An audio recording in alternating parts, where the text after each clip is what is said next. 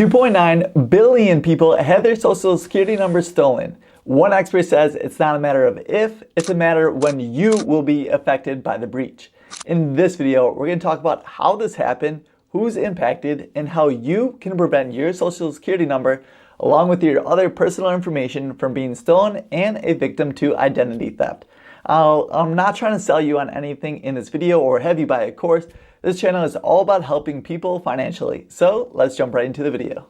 So why does this even matter? When your personal information is compromised in a data breach, it can lead to serious and long-lasting consequences.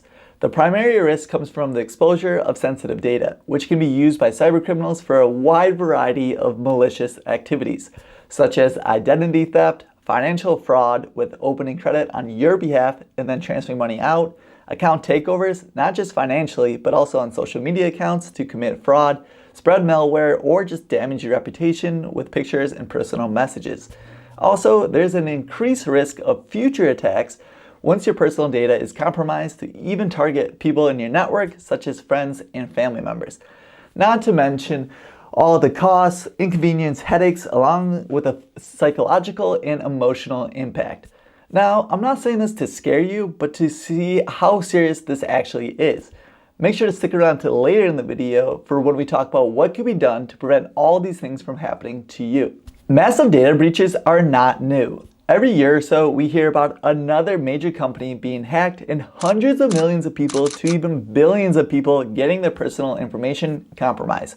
Some of the larger breaches over the last couple of years include 3 billion accounts from Yahoo in 2014, 500 million from Facebook in 2019, and then again in 2020, 147 million from Equifax in 2017, and LinkedIn for 700 million users in 2021, just to name a few. Seems like as time goes on, the number of people's personal information compromised only keeps increasing and how often it happens.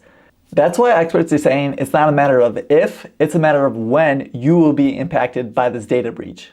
So how did all this happen? How did we get here? Well, earlier in the year, there was a background check company called the National Public Data, NPD for short, failed to properly safeguard their information. Sounds pretty typical, right?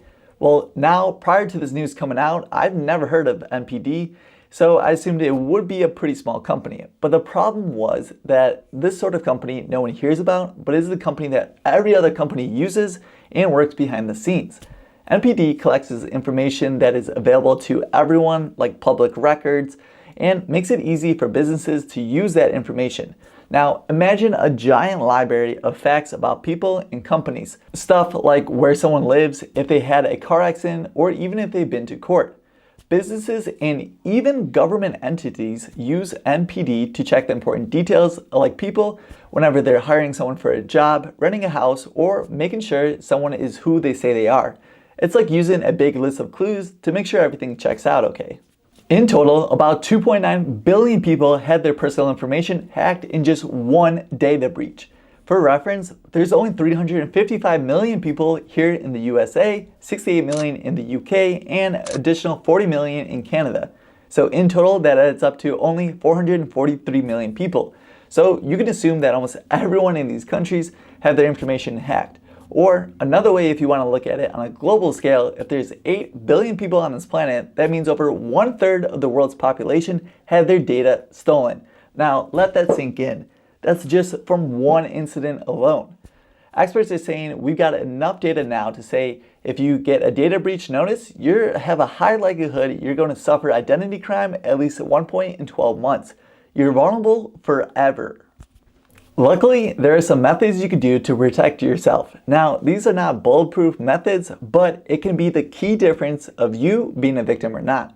Plus, if I'm a hacker and someone has multiple of these safety measures in place, I would personally just move on to the next victim. That'd be a lot easier to hack.